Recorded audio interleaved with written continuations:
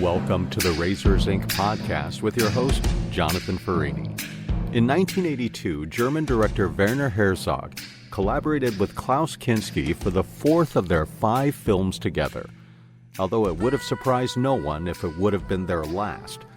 Kinski's tantrums were so violent and legendary, the calm, steady Werner Herzog may be the only one on earth to have gotten such a performance. But Fitzcarraldo is more than a movie, way more. And just as Francis Ford Coppola said Apocalypse Now was not about Vietnam, but rather was Vietnam, in Fitzcarraldo the production was just as chaotic as the source material, and they all went just a little insane. So pour yourself a drink, pull up a chair, and hear Jonathan's take on movies, television, and today, Werner Herzog's Apocalypse Now. Here's your host, Jonathan Farini. I was channel surfing on a Monday night, looking for a movie. Well, the gods of Monday shined bright upon me, and I happened upon an old favorite.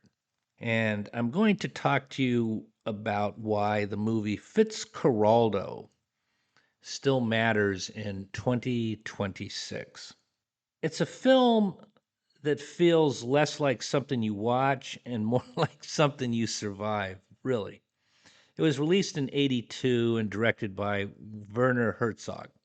And it's one of the most audacious films ever made, not because of special effects or spectacle in a modern sense, but because of what you see on screen actually happened. I cannot remember that I ever lost it.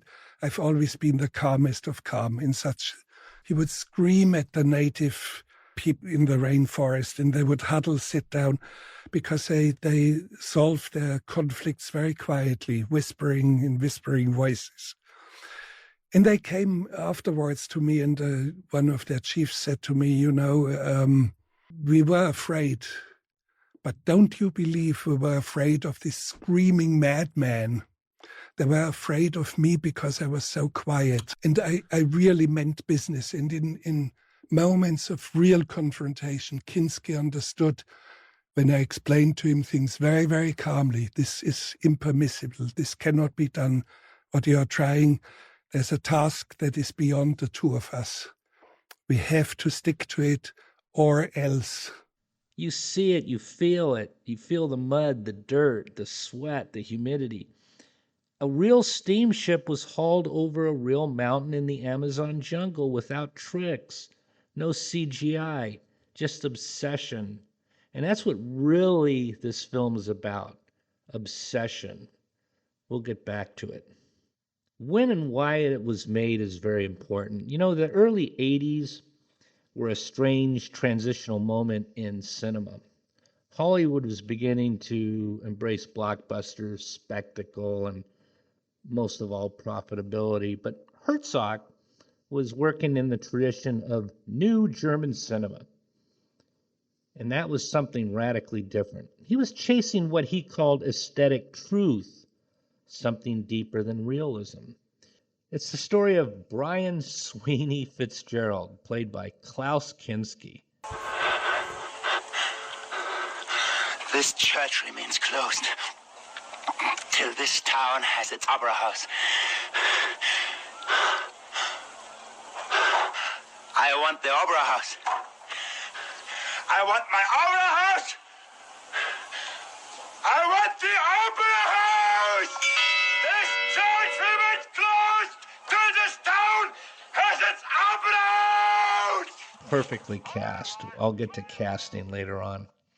He's an Irishman in Peru who dreams of building an opera house in the middle of the Amazon. Writers, I dare you to come up with that concept. To fund it, he attempts a nearly impossible scheme: access a remote rubber territory by dragging a massive riverboat over a mountain. Just imagine that for a minute. And if you're writing it, think of the challenge of something that's more visual than literary. That's what my takeaway was. How do you write it when it's mostly visual and not literary? Meaning, imagine a boat being dragged up and over a mountain. It's all visual. You can talk about it, but it ain't the same. This wasn't adapted from a novel. It's an original screenplay by Herzog, but it's loosely inspired by real rubber barons of the late 19th and early 20th centuries. Herzog wasn't trying to retell history. He was trying to mythologize it, in my opinion. So, what was Herzog trying to say? At the core, it's about the madness of ambition, the cost of dreams, and this collision between human will and indifferent nature, like the Amazon. But in 2026, it reads even deeper. See, Herzog gives us a man who believes culture, specifically European high culture, opera, can conquer the wilderness. We have 2 dead men.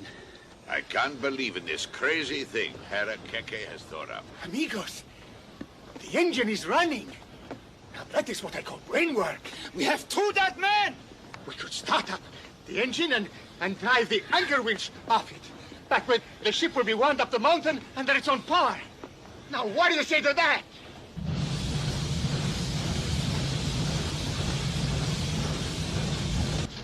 There! You see that? There are times when a peasant's brain is good for something. You're not a peasant! You're the smartest bastard on God's earth! But we forgot something! What? Caruso! Enrico Caruso!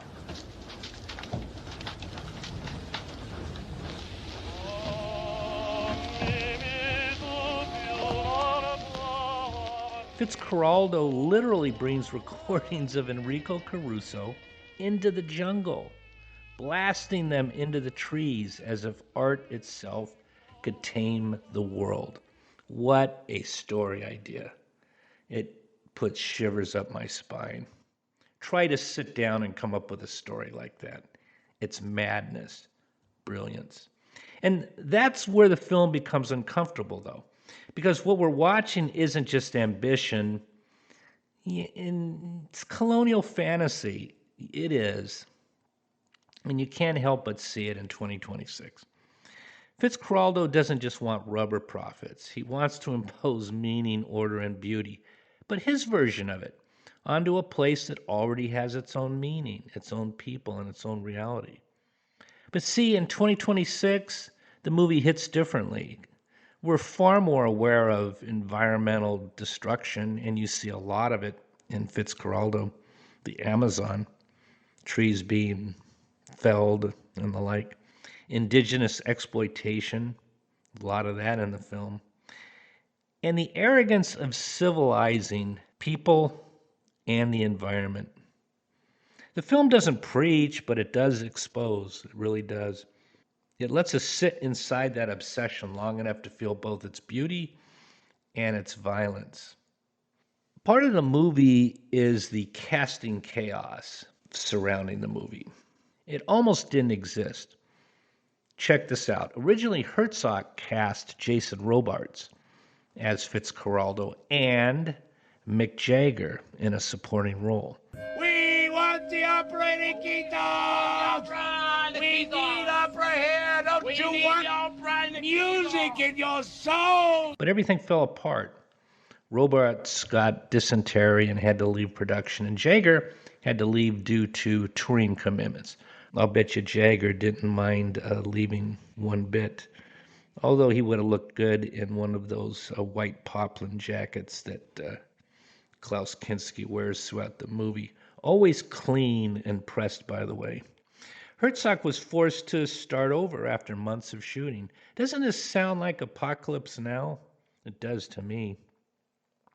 That's when Klaus Kinski entered, and it changed everything, especially with that blonde flowing hair and those eyes and that square jaw and that distinctly European, Northern European look in the Amazon.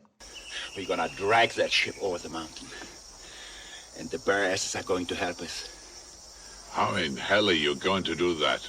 Just like the cow jumped over the moon. I like this. I'm with you. Kinski wasn't just an actor. He was volatile, explosive, and according to what I read, borderline unmanageable. Sounds like Apocalypse Now.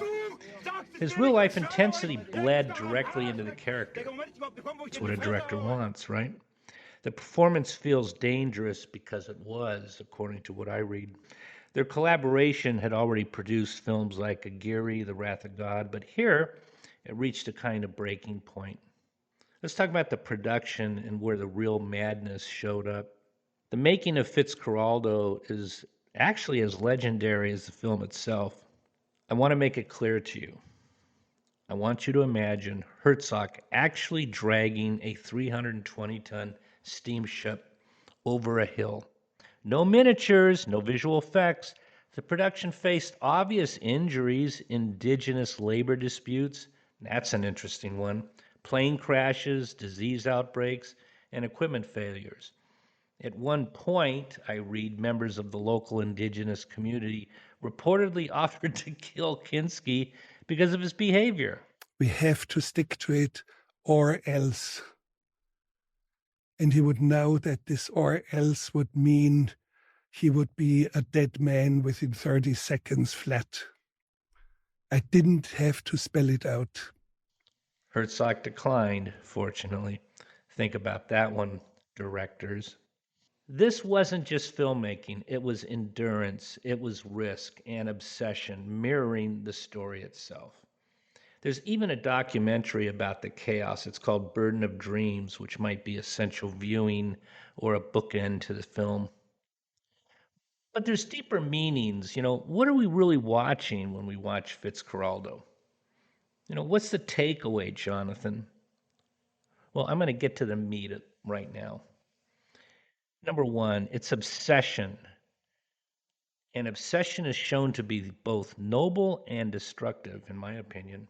Fitzcarraldo's dream is absurd, but also it's kind of beautiful. But the tension's the point. In 2026, we live in a world driven by ambition. Tech founders, billionaire disruptors that want to go to Mars. The question the film asks is, when does vision become delusion? Think about that one for a while from a 2026 perspective.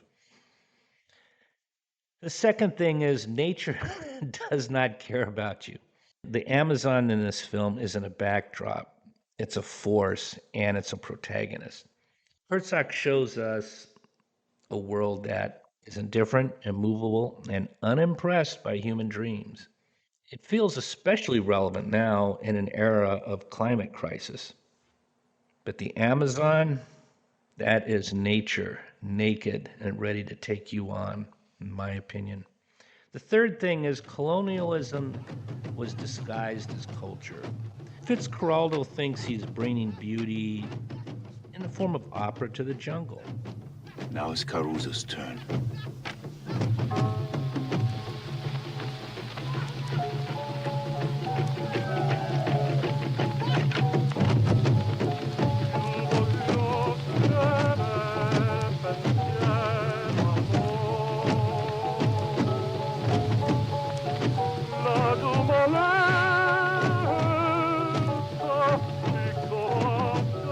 It's a real cool story premise when he's blasting Caruso out into the jungle, but what he's actually doing is extracting resources, using indigenous labor, and imposing foreign values. So the film doesn't resolve this tension, it leaves it open, and that's why it still matters today and why you should watch it. The other thing is there's an illusion of control running throughout the film. Dragging a ship over a mountain is the ultimate metaphor. We think we're in control, we think we can bend reality, but the effort itself reveals the truth. Control is an illusion. Try it again!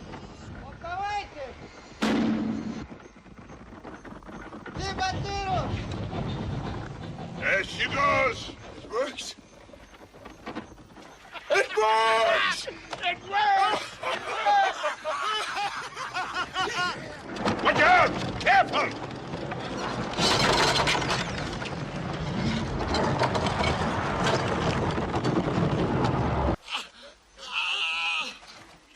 What was the critical reception of this movie, and why is it worth talking about? In other words, what's its legacy? It was critically acclaimed upon release. It won Best Director at the Cannes Film Festival, and it's widely considered one of the greatest works of new German cinema. Box office wise, it wasn't a blockbuster, but that was never the goal. Its value is cultural, not commercial. And that's often behind the best films we see. Remember that. I always ask myself, could this film be made today? My answer is no, not like this. Here's why. There's ethical standards today. Modern filmmaking wouldn't allow the level of risk to human life, the use of indigenous labor in the way it was, and the environmental disruption. There are union and insurance constraints that would make it almost impossible. No production today could ensure hauling a real ship over a mountain in those conditions.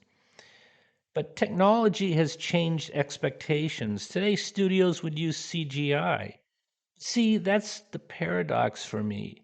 If you made it safely, it wouldn't feel the same, and you know it. I know it.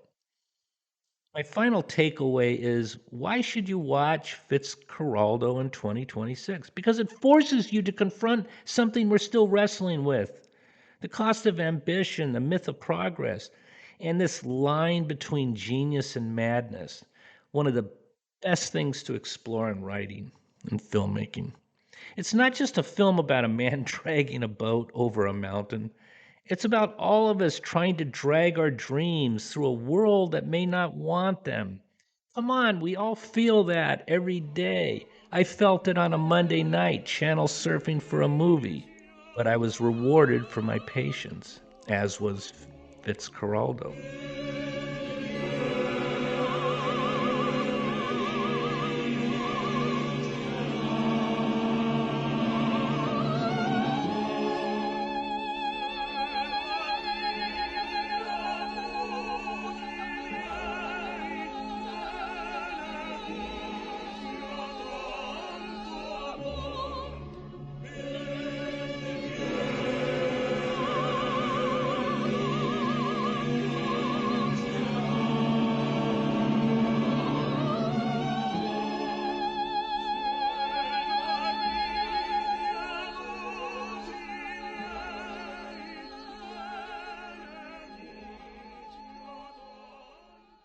If you take one thing away from this film, let it be this.